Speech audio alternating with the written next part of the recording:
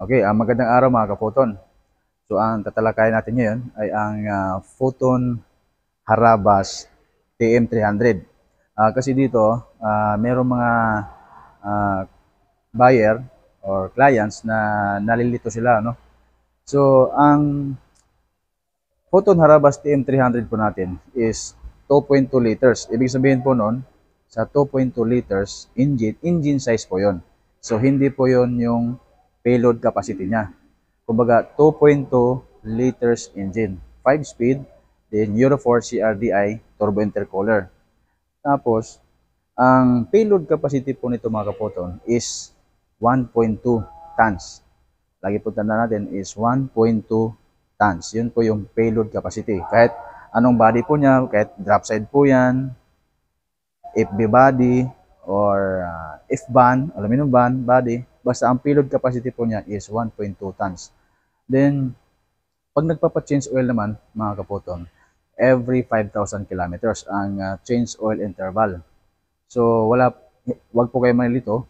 So, pag nagpapa-change oil po tayo, ang required po sa kanya is every 5,000 kilometers. Lagi po tatandaan, 5,000 kilometers ang interval.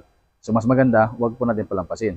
Mas maganda na sa mga 4,700, pwede na po agad kayo pumunta sa pinakamalapit nyong Photon dealership, no? Then, may mga nagtatanong kung ilang litro ba yung dami ng oil pag nagpa-change oil. So, 7 liters. So, para may nagtanong kasi, bakit medyo madami? Ang engine lang naman ito is 2.2 liters.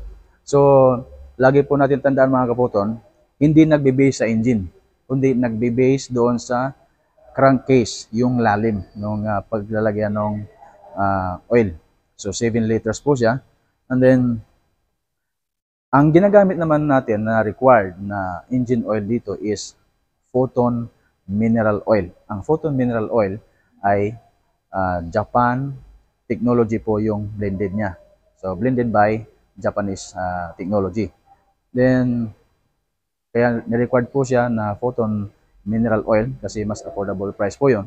Tapos, para naman doon sa mga mag-i-stencil, ano? So, tuturo ko po sa inyo kung saan banda yung engine number, chassis number para hindi po kayo mahirapan. So, dito po tayo.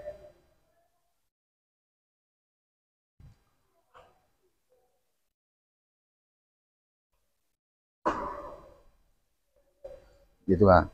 So, pagka nag-i-stencil po kayo, ano, makikita po yung engine number dito sa may bandang ilalim.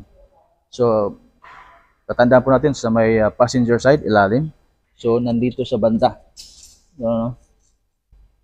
Dito. I-zoom natin. Yan. So, passenger side. Then, tingnan po sa ilalim yung may malapit po siya sa may bandang tubo dyan. Yung kulay silver na yan, na tubo na yan. So, nandun po siya banda. Yung engine number. Ngayon, yung chassis number naman. Ang chassis number naman is makikita naman po yan. Halos magkatabi lang po sila, no? So, nandun yung engine number. Nandito naman yung chassis number. So, dito, pagkita natin. Yan. Dito banda. I-zoom natin. Yan. Parehong nasa passenger side, no? Under ng passenger side. So, ayan.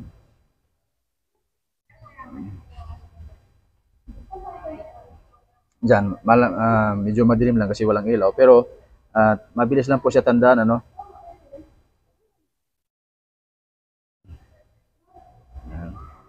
Mabilis lang po siya tandaan kasi mula dito sa may passenger side, dito lang sa may bandang gulong, sa ilalim. Pag sinilip nyo dito, nakikita nyo kagad yung chassis number.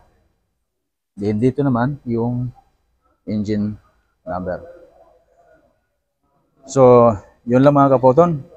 Kapag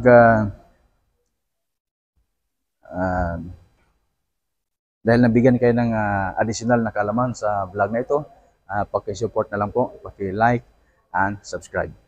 So, yun lang mga kaphoton. Maraming salamat.